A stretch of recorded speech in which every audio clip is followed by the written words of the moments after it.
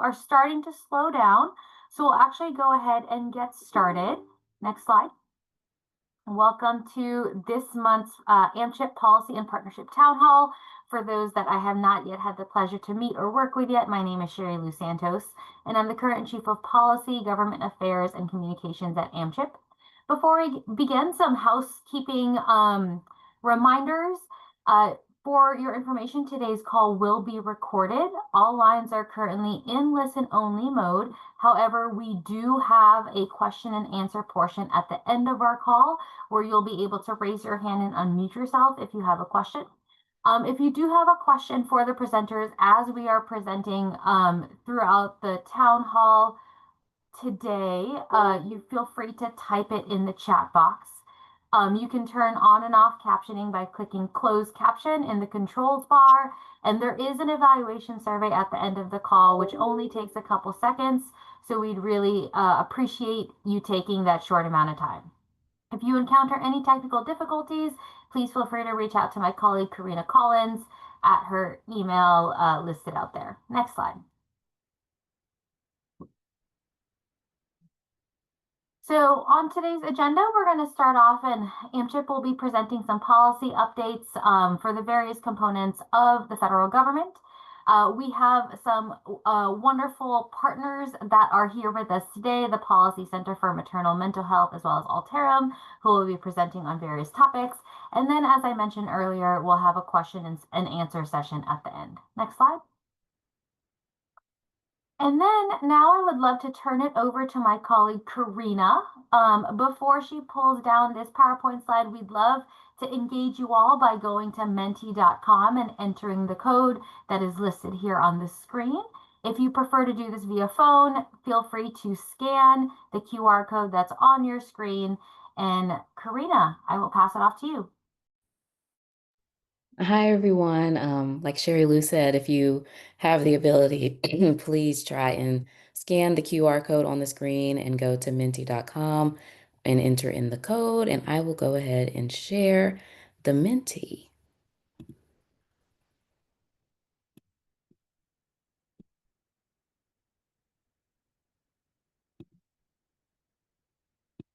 All right, looks like we already have some in.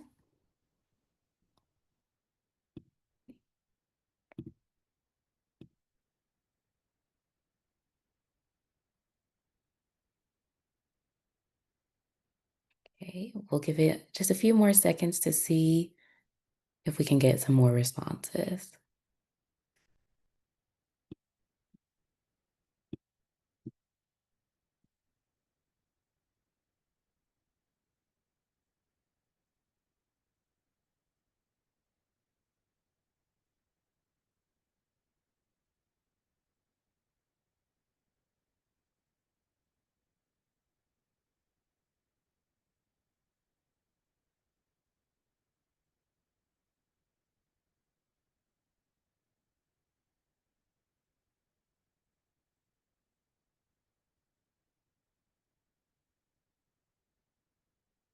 Okay, so for this question, we had which branch of the federal government appropriates funding for public health programs like Title V? And 57 of you said legislative, 7 of you said executive, and we will get the answer. And the answer is legislative. So shout out to all 57 of you that got that correct. And Sherry Lou will explain a little bit more later on today during our town hall. We can go to our next question. So the president's annual budget request is legally binding, a suggestion for Congress, passed into law automatically, or enforced by the Supreme Court.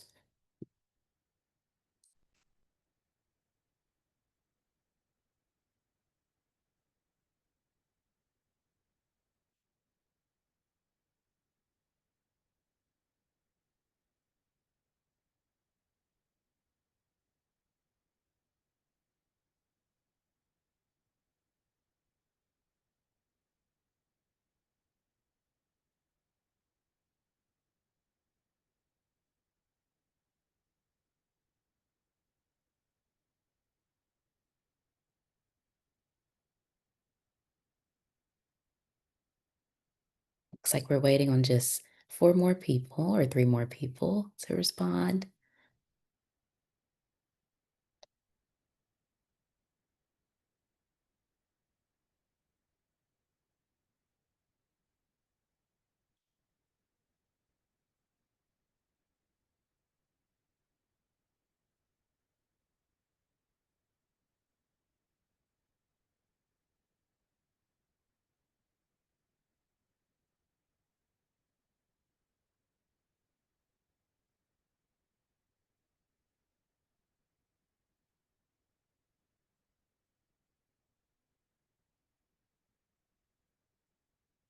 Okay, so the correct answer for that is a suggestion for Congress. Thank you all for responding. And then we'll go to our last one, which is just sort of a quick engagement on what topics you all would like for our government affairs team to clarify or provide more information on either today or in our future town halls.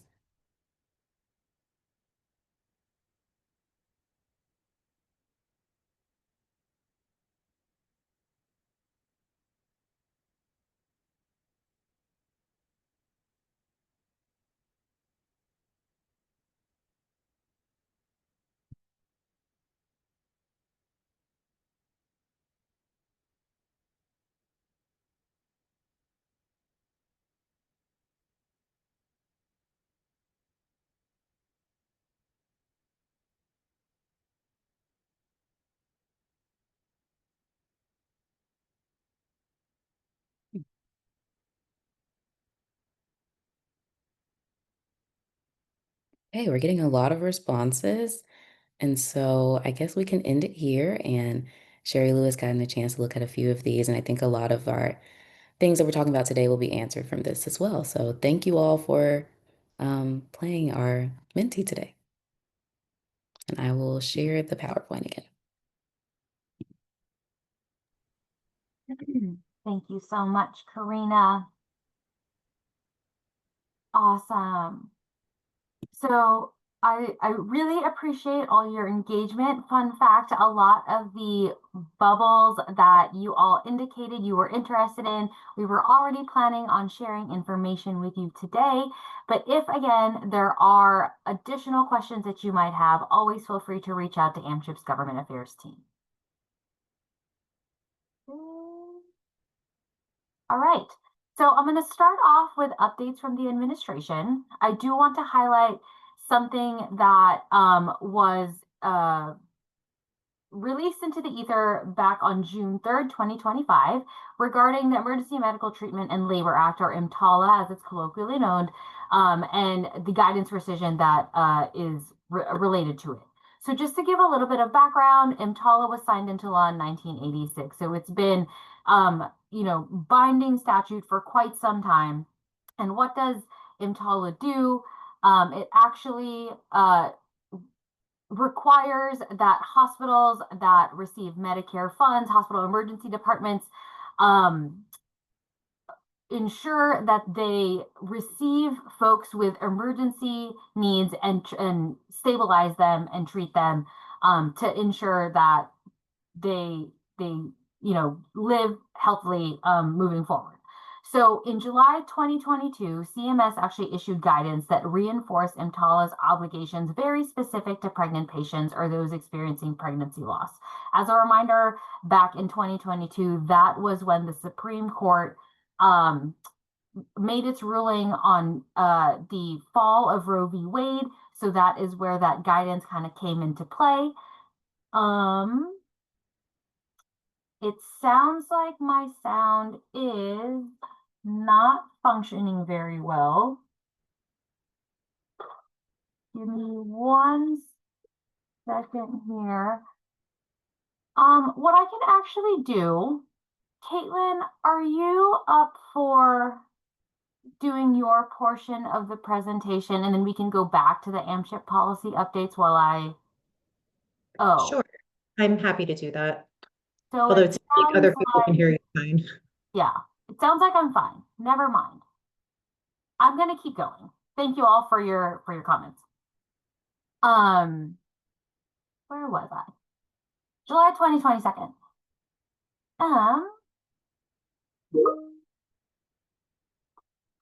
Okay, so CMS issued guidance reinforcing EMTALA's obligations very specific to pregnant patients or those experiencing pregnancy loss. On June 3rd, however, the current administration rescinded that guidance and the accompanying Department of Health and Human Services letter. So if you're interested in reading up on how that may affect pregnant populations, feel free to check out the links that I dropped in the chat.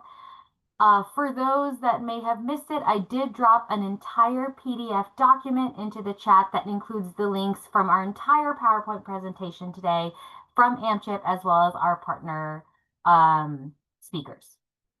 So moving on to the President's Fiscal Year 26 budget, which many of you within our mentee indicated that you're very interested in hearing a lot more information about.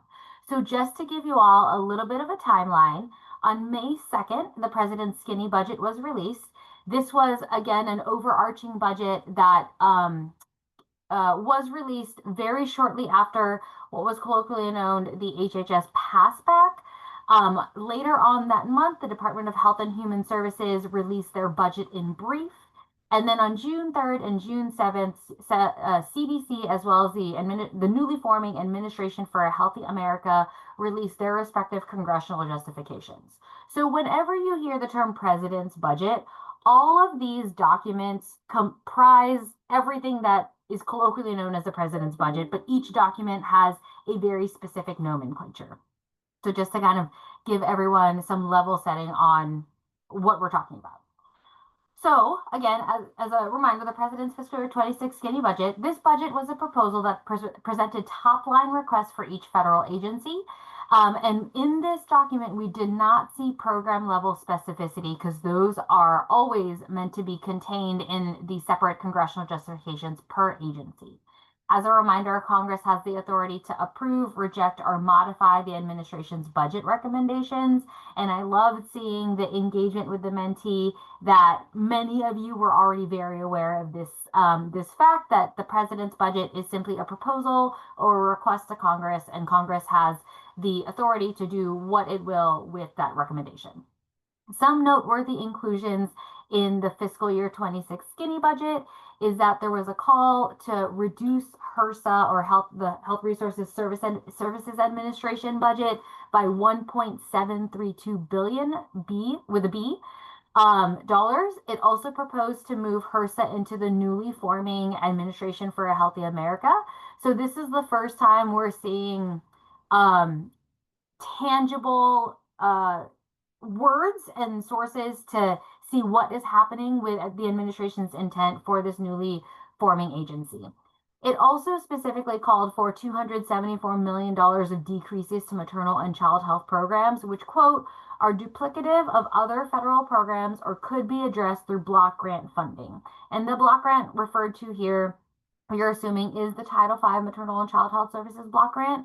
So here it is very clear with the verbiage that is used that there is some perception of duplication of programs within the federal government, and that there's a perception that the Title V program can kind of absorb some of that work.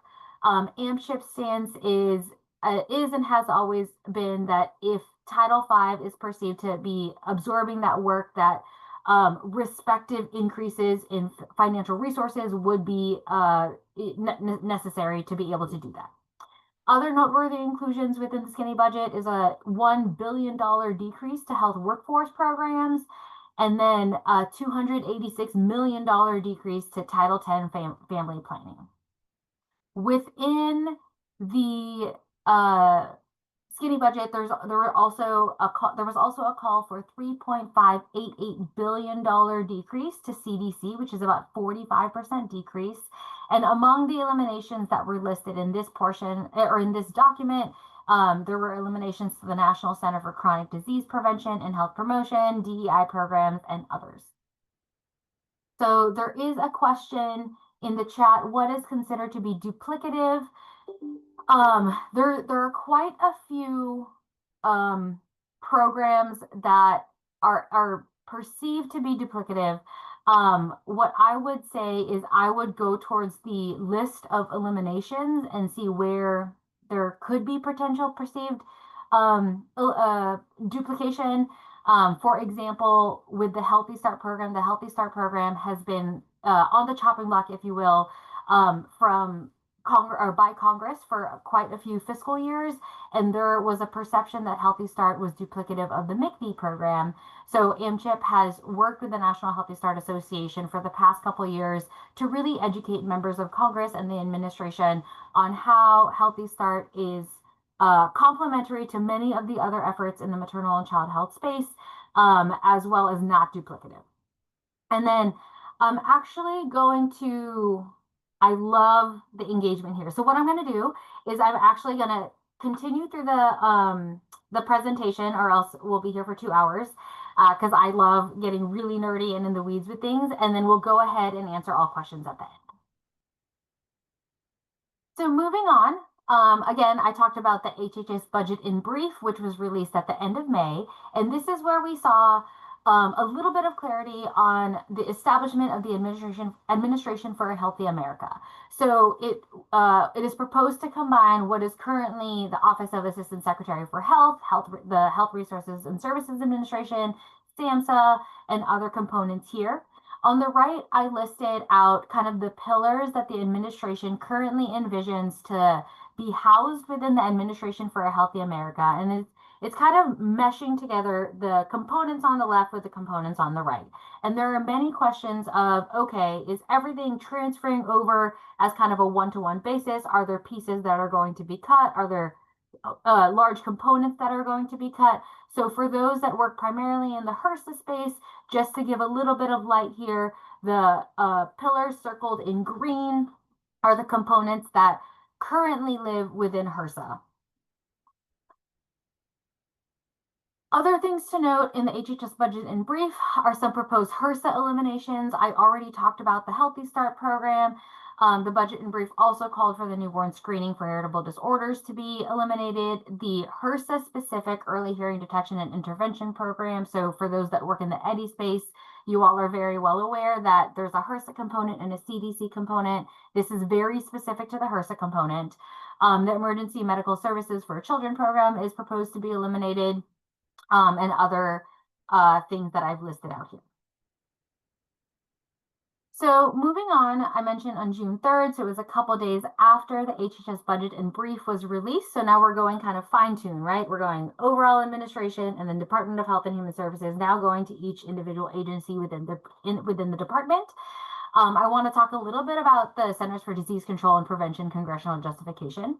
Some noteworthy inclusions in this CJ is that the surveillance for emerging threats to mothers and babies is requested to be funded at $23 million. That is level funding compared to where we are today. However, it's proposed to be transferred from the National Center on Birth Defects and Developmental Disabilities, where it currently lives, and over to the National Center for Emerging and Zoonotic Infectious Diseases. So just a note on that, especially for those states that have SETNet or that are SETNet grantees. This CJ also proposed to transfer the following, or the below centers, to AHA. That includes the National Center for Injury Prevention and Control, NCB DDD, except for the SETNet program, and the National Center for Chronic Disease Prevention and Health Promotion. At the time of the CDC congressional justification release, we were not yet sure what the administration's intent was with these transfers. Was the intent to transfer the entire center over with all of its programs intact? Was the intent to transfer some of the programs? So there was not yet clarity at that time with regard to these transfers. So moving on to the Administration for Healthy America congressional justification, I do want to note some noteworthy inclusions here. The Maternal, Infant, and Early Childhood Home Visiting Program, or the MICV program, is slated to receive a $47 million increase. I do want to note that this program does have mandatory funding, so it is written in statute what is needed with regard to the MICV program and what levels that it would be funded at. Other noteworthy inclusions are increases to the National Health Service Corps, as well as the Teaching Health Center Graduate Medical Education Program. Within the AHA CJ, there are some noteworthy decreases that I want to mention, including within the Title V Maternal and Child Health Block Grant, a $46.7 million decrease, very specific to the SPRANS funding line, so special projects of regional and national significance. The State Formula Fund and the CISS bucket of Title V funding are proposed to remain level funded, so the cut is solely to the SPRANS funding line. There are additional decreases that I listed here, including autism and behavioral health workforce development programs. And from the centers that were proposed or are proposed to be moved from CDC to AHA, the National Centers for Chronic Disease Prevention and Health Promotion is proposed for a $1.4 billion decrease. If you take a look at the line items and the math to make that math work, that actually is a full elimination. For those that are really interested in the Centers for Chronic Disease Prevention and Health Promotion, or maybe I should say not as familiar with this center, this is the center that housed, for instance, the Division of Adolescent and School Health, the Division of Oral Health, the Division of Reproductive Health, which also within that division is the division that covered programs such as the maternal mortality review or federal support for maternal mortality review committees, federal support for perinatal quality collaboratives, PRAMs, IVF work, etc. So a lot of the pieces of MCH work that previously lived within the Centers for Chronic Disease Prevention and Health Promotion, if this were to play out into reality, may not exist moving forward. Within the National Center for Injury Prevention and Control, there was a call for $211.3 million of a decrease. And then within the National Center on Birth Defects and Developmental Disabilities, or NCBDDD, other than SETNET, there was a call for a $25.3 million decrease. Other things that I pulled out with the AHA congressional justification, and again, feel free to take a look at the actual document that's linked in the PDF that I dropped in the chat on pages 365 to 368 of that CJ. It called out for specific eliminations there were a lot, there's like 3 pages of them, but I pulled out some of the pieces that I have heard from you all that you might be interested in the prospect of these programs moving forward. Of note, these did not, specific to HRSA, did not vary wildly from the budget in brief that was released previously. So what's next? There is an active court case that is happening, and I listed it here, the American Federation of Government Employees et al. Versus Trump et al. It is a lawsuit that claims that the administration's reduction in force and reorganization efforts violate the Constitution because it bypasses the legislative branch. So on May 9th, the judge in this court case in Northern California issued a temporary restraining order that essentially paused implementation of the administration's February 11 executive order that's listed out there. And that executive order was actually the impetus for the March 27 announcement for the HHS reorganization and reduction in force efforts. It also pauses the issuance of future reduction in force notices, as well as any placement of additional federal employees on administrative leave. And this would apply to 20 federal agencies, including the Department of Health and Human Services. That temporary restraining order expired on May 23rd. So on May 22nd, a preliminary injunction was granted with the same effect. So what is next on the Hill, right? So that lawsuit is saying Congress should have been looped into the conversation, which means for folks that are in the advocacy space or in the space in which they would like to educate folks, decision makers that may be able to affect change. There's a lot of continued advocacy that's happening on the Hill, not only by AMCHP, but also many partner organizations from the national scale to the grassroots scale and everything in between. There is a call to not only have meetings with Congress in the District of Columbia, but also within district. So if you, for instance, are a local community-based organization and would like to talk to your member of Congress or their office, feel free to also reach out to their district office and not just the DC-based office to be able to have those conversations. There are several congressional letters that are circulating in support of many of these programs and calling for many of these programs to not receive any cuts or less cuts. And then a lot of education is needed regarding programs that may be viewed as duplicative. So, you know, sharing how programs are more complementary in nature, have their own lanes, and are non-duplicative. So I shared an example here to the right of a fact sheet or first page of a fact sheet that AMCHP had put together, very specific to the early hearing detection and intervention program. If you take a look at the chart on the bottom, we very clearly delineate what are HRSA administered funded activities and CDC administered funded activities, and how they don't actually overlap, but how they are both needed to be able to move this work forward. On the second page, which I don't list here, we also highlight what is at stake if funding were to decrease or could be completely eliminated. So this is a really good example of a digestible format that we have found very much success in when having conversations. If there are topics that you all are interested in, AMCHP trying to put together a fact sheet for, feel free to reach out to us. And feel free to take a look and use at your leisure any of the fact sheets that we put together that should be linked in that PDF that I dropped in the chat. In conversations with congressional offices that we have had over the past couple weeks, two really big themes have arisen in addition to sharing the non-complementary nature of programs that may be on the chopping block. And one is very discrete impact data with tangible numbers to understand. So instead of saying, you know, this action with policy A would create detriments to this population, use a lot of details when having those conversations. So this policy, and I'm not going to name anything just to be kosher here, right? This policy A will detrimentally impact 20,000 pregnant women in this way because of what this would do, something like that. Additionally, stories and testimonials are very helpful to share, to give, you know, to paint a truer picture and a realistic picture to decision makers on what is happening with their decision-making process.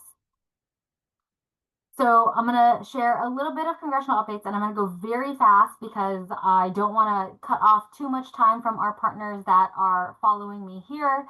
I do want to share this fiscal year 26 updated funding chart that we've been sharing for quite some time. So on the very right, that is AMCHP's fiscal year 26 ask.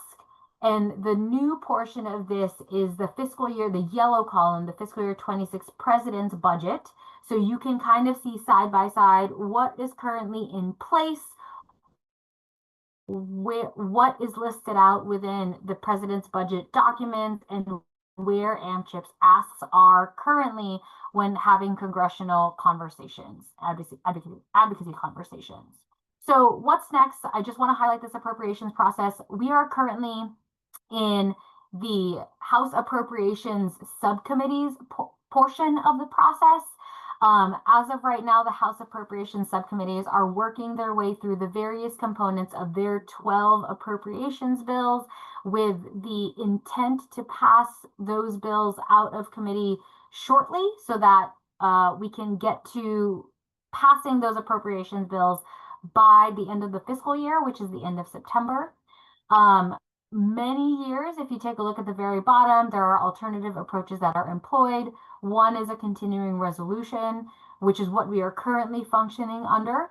And that is because Congress can't quite come to an agreement with all those bills to move it forward for the next fiscal year. Those can be short-term in nature. So 1 week continuing resolution, a few months, or a whole year like we're currently functioning in, or an omnibus spending bill, so putting all 12 bills together into one big bill that gets passed.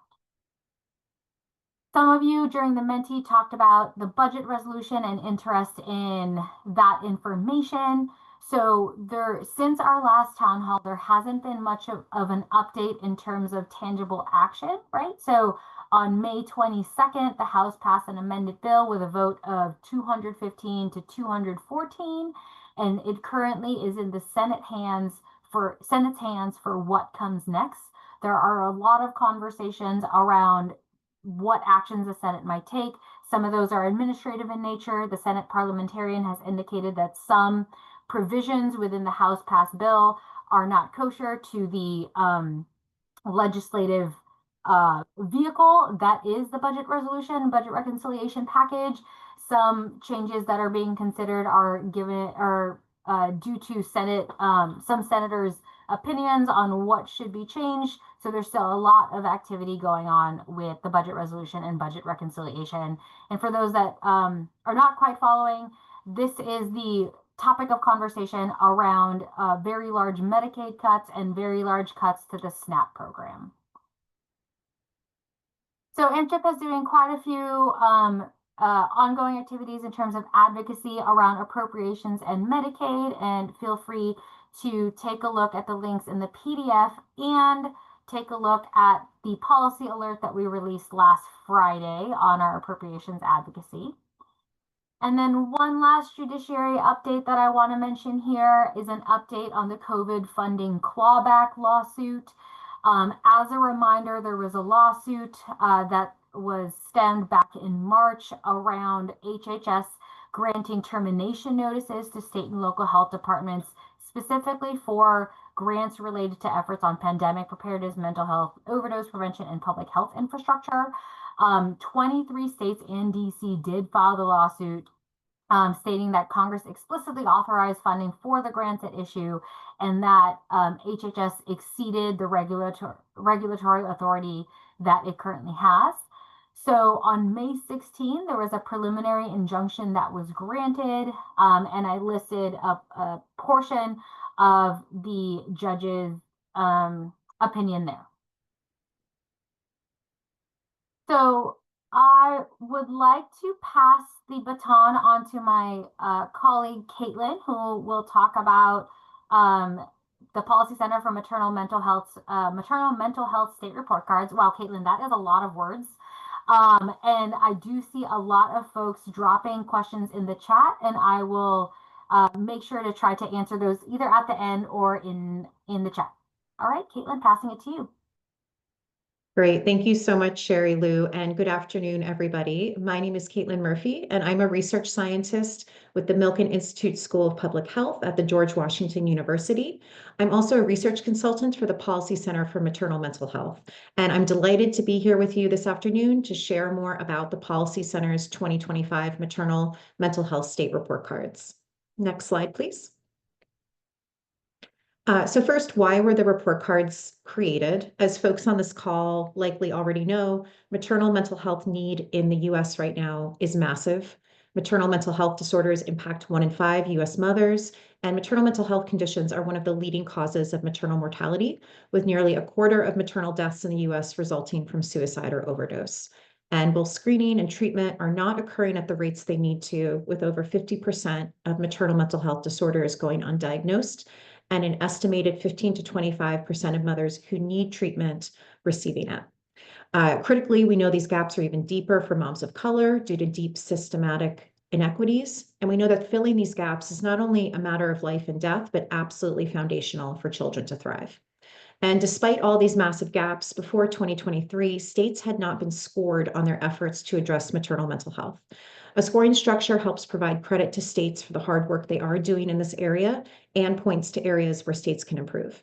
And this year is the 3rd annual release of these report cards. And in this current political climate, our hope is that these report cards will be useful to advocates to help demonstrate the deep need that already exists regarding maternal mental health, and how Medicaid and HHS and other cuts will make this need even deeper. Next slide, please. So the maternal mental health report cards use 20 key measures to provide a snapshot of state efforts to fill gaps in maternal mental health services. These measures span 3 dimensions of maternal mental health. So first, there are 7 measures of maternal mental health providers and programs. So for example, do states have enough nurses and psychiatrists with specialties in maternal mental health? Next, there are 6 measures of maternal mental health screening. So for example, how frequently is screening occurring, and do states track screening as a performance measure? Third, there are 7 measures of maternal mental health coverage and treatment. So for example, do states cover maternal mental health services for those who need it most? And do they make sure that maternal mental health services are high quality? These measures were chosen from an extensive review of available state and county level data sets relevant to maternal mental health, but we also know that so much more maternal mental health data is needed, and we're continuing to add new measures each year as data becomes available. Next slide, please. I'm going to take the next few minutes to just briefly walk through the 2025 state grades and how grades changed since 2024. And in the process of this walkthrough, hopefully you'll also help illustrate just how many approaches are available at the state level to address maternal mental health. Next slide, please. So this slide shows our 2025 state grades, which ranged from B's to F's, with the yellow and orange states having the higher grades and the dark purple gray states having the lower grades. This year, we had 5 states with B grades, including California, Colorado, Michigan, Pennsylvania, and Washington State, with Michigan and Pennsylvania earning B's for the first time this year. In the blue shades, we have 26 states and DC with C grades, and in the purple and gray shades, we have 19 states with D's and F's. Altogether, these grades bring us to an aggregate US grade of C-. It's important to note that state grades have been incrementally increasing since 2023, which does point towards the increased attention and resources that states have been turning towards maternal mental health in recent years. Next slide, please. So from 2024 to 2025, there are 3 important changes that we're seeing. First, the US grade improved slightly from a D+ to a C-. Second, state grades inched upwards with 26 improved state grades. As mentioned, 5 states received B's as opposed to 3 last year. And we also saw 2 states with F's this year as opposed to 5 last year. Third, despite these improvements, it's so important to note that we still have a long way to go, with 19 states still receiving D's or failing grades. Next slide, please. And while I won't have time today to go through all 20 measures on the report card, I did want to walk through and highlight just a few of the measures. And if you are interested in the full list of measures, you can find this list on the Policy Center's website. So first, these 2 measures look at states' maternal mental health provider-patient ratios. Since access to specialized care is one of the largest barriers to maternal mental health care, we consider these measures especially critical. And our first measure looks at the maternal mental health prescriber ratio. In other words, the number of prescribers, such as psychiatrists with maternal mental health training, available to the pregnant and postpartum population. In 2025, we saw 40 states in DC meet this ratio, with 11 new states meeting this measure in 2025. This is great progress. We saw almost 700 additional prescribers with maternal mental health training in the workforce in 2025. With regards to that second measure, the non-prescribers, such as therapists with maternal mental health training, we're seeing fewer states meeting this ratio. Right now, only 2 states in DC have enough of these providers, and this is an important needed growth area for states, and an area where states can promote maternal mental health specific training for therapists, such as the perinatal mental health certification or other maternal mental health training. We did see an increase of around 1,500 non-prescribers with maternal mental health training in this workforce, but it's still not enough to meet this need. Next slide, please. Next, we know for some mothers, a weekly or biweekly meeting with a therapist or prescriber simply isn't enough, and more intensive treatment is needed through inpatient or outpatient maternal mental health programs. And as such, the report cards give states points for inpatient and outpatient programs. We see that 3 states had inpatient maternal mental health programs in 2024, and this has increased to 5 states in 2025, with Arkansas and Louisiana adding inpatient programs. We also see an increase in outpatient programs in 2025. Colorado and Texas added their first maternal mental health outpatient programs, and New York and Rhode Island added additional programs. Next slide, please. Next, we also wanted to understand if states have taken efforts to create strategic plans to address maternal mental health, and if states provide community-based maternal mental health services. In 2025, a maternal mental health task force was added in Kentucky, bringing us to a total of 13 states and DC that have a task force or a commission with a maternal mental health strategic plan. We also see a good increase in the number of states that have community-based organizations offering direct maternal mental health services. This increased from 29 states and DC to 38 states and DC in 2025. This measure is actually a ratio and captures if there's at least one community-based organization in a state providing maternal mental health services per 50,000 births. Next slide, please. Next, as many folks on this call already know, perinatal quality collaboratives, or PQCs, are important state-based groups that work to improve the quality of care for mothers, often made up of hospitals, providers, public health practitioners, patients, and more. And the report card provides points to states whose PQCs prioritize maternal mental health in their statewide PQC work. This year, 15 states prioritized maternal mental health in their PQC work, up from 13 states last year. However, it's really important to note that PQCs need to be protected, as there are proposed budget cuts to the CDC and HHS funds that make PQCs possible. Next slide, please. Next, we have several measures in the report card regarding maternal mental health screening, but this is just one example of those measures. Since 2019, there have been 2 performance measures that can help states track the rates at which maternal mental health screening is occurring. The first measure tracks if prenatal depression screening is occurring. The second measure tracks if postpartum depression screening is occurring.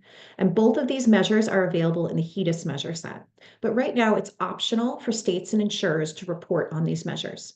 So the report card gives credit to states that require their Medicaid insurers to report out these maternal mental health screening measures so that rates can be tracked year over year. In 2025, we see that 9 states require Medicaid insurers to report out the prenatal screening rate, and 8 states require insurers to report out the postpartum screening rate.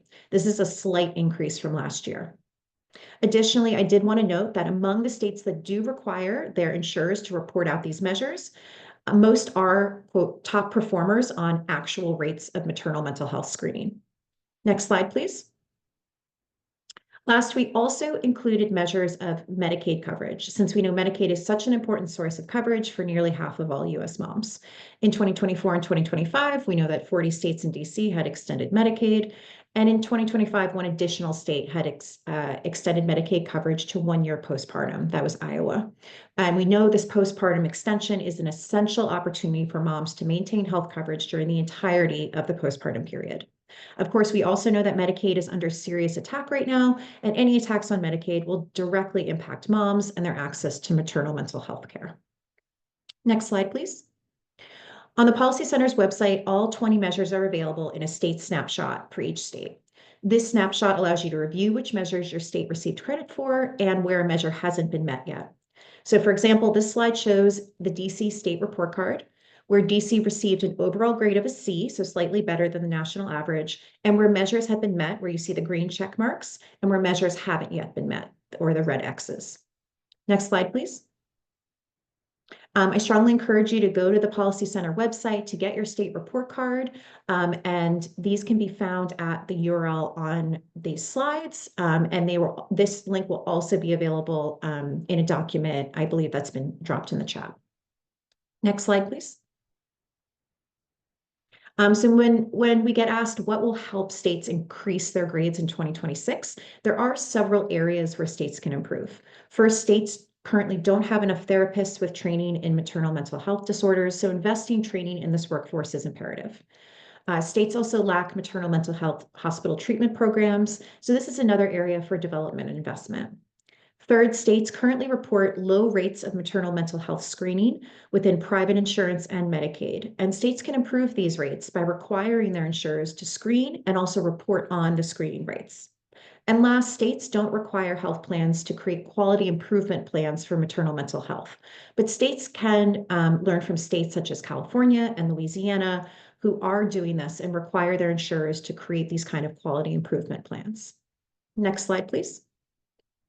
Also, to prevent national and state grades from backsliding, it's so essential for Congress to protect families and mothers from the current proposed cuts to Medicaid and HHS. Medicaid needs to be protected to ensure moms can be screened and treated for maternal mental health disorders, and HHS funds programs such as perinatal quality collaboratives, which also need to be protected to make sure states still have the funding to improve and expand maternal mental health care in their state. Next slide, please. The Policy Center has numerous policy recommendations at the state and federal level, and I've included just a few here. So for example, states can develop or maintain funding for their state psychiatric consultation lines.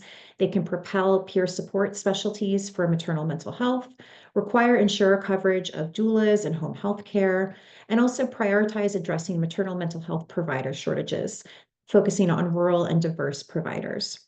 For the full list of Policy Center recommendations, this can be found on the Maternal Mental Health Policy Roadmap, which can be found on the Policy Center website, and I believe is also included in the list of links in the chat. Next slide, please. Building on that last point about provider shortages, I just wanted to flag one additional resource that was released by the Policy Center. The Policy Center's Risks and Resources Report includes a county-level interactive map that highlights the U.S. counties with the greatest risk for maternal mental health disorders, as well as the least maternal mental health providers. The counties with both the greatest risk for maternal mental health disorders and the least providers are visualized on the map in deeper, darker colors. So we encourage you to take a look at the map and the accompanying report at the link, which again is on the list of links in the chat.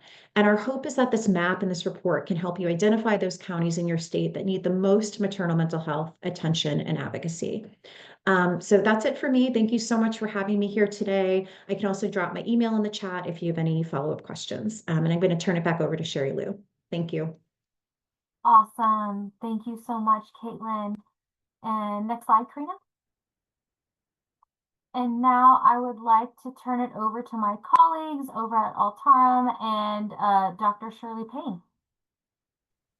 I think Sherry Lou. And I'll actually be really quick so Beth and Helen can have the rest of the time to be able to present about the opportunity that we have around technical assistance. So I'm excited to introduce one of our newer technical assistance providers, the Center for Maternal and Child Health Medicaid Partnerships, or we refer to it as CMMP. And CMMP is tasked with being able to strengthen and support the partnership between Title V and state Medicaid and CHIP agencies to be able to advance maternal and child health outcomes. And so with that, I will turn it over to our Altarum partners to introduce themselves and to talk a little bit more about the support that they can offer. Thank you so much, Shirley. I appreciate that. Yes, I'm Dr. Beth Bowden-Seiler. I am the project director for the Center for Maternal and Child Health and Medicaid Partnerships, CMMP. As Shirley said, we fondly call it CMMP. I'm here today with my project manager, Helen Dawson, and we're going to talk to you a little bit more about what the CMMP is and what we're doing and where we're going in the next few years. So next slide, please. So what is the CMMP? Next slide. Well, as Shirley said, we're a technical assistance center, and our mission really is to support states and territories in Medicaid and Title V programs to really coordinate and work together and learn from each other about how best to enhance the programs that impact the MCH communities in their states and territories. So our focus is on improving interagency agreements, and we want to guide coordination between the programs to do that. We want to enhance those IAAs. We want to strengthen them. Even if they're not up for renewal, talk about how we can mid-cycle enhance them. We want to increase and enhance meaningful involvement of the MCH communities in system planning and implementation. So we want to make sure that we have that community voice in everything that we do, everything that we examine and look at and suggest. We want to make sure that we have that community voice. We want to advance innovative funding and financing strategies, blending and braiding financing when it's appropriate, looking at how to sustain programs really is at the root of everything that we're trying to do here in the CMMP as well. Next slide, please. So with that focus, Altarum is definitely not the only one in the CMMP group. We do lead this initiative, but we are supported immensely by our colleagues from AMCHP, the Center for Healthcare Strategies, and Family Voices. We go about this work through a few different categories and a few different avenues. I'm going to let Helen talk to you about those. I'm very excited to kind of steal a little bit of her thunder to say that we just kicked off our first cohort for the 2025 State Technical Assistance cohort, our STAT cohort. We just kicked that off on Tuesday with 6 states and 1 territory And we are very excited to begin this work with them. But with that, I'll turn it over to my colleague, Helen. Thanks, Beth. But you did take my first talking point. On the next slide, if we can move along, I can share a little bit about, what is this Technical Assistance Center doing in practical terms for how could a state or a territory that may be on this call engage, or what can you share with your, partners in the field so that they can be aware of this opportunity. So as Beth mentioned, we did just start a state technical assistance cohort with 6 states and 1 territory. We kicked that off on Tuesday. We're super excited to work with them. They'll be prioritizing or working towards a couple sort of individual state and territory goals to improve their Title V and Medicaid coordination. And they're, with their teams, and they have a couple different priorities they'll be working towards, but we'll have RTA teams there to help them. But we will be having additional stacks, as we call them. We'll have one per year. In fact, we'll probably kick off the next one in just actually 6 months. We're gonna get that one going so that we can continue to get the opportunities out there. But in the meantime, or if you may have additional sort of needs or anything, there's other opportunities to connect with CMMP and get sort of that technical assistance or support if you may have questions that fit under what we've been saying. One of those is that we are going to be having some state peer sessions that'll start this month. These will be facilitated discussions and opportunities for attendees to come to learn from each other, to hear what their peers are doing around collaboration with Medicaid and Title V, and just an opportunity to learn from others and see what there may be successes in some states that you could leverage or apply or scale to your own work.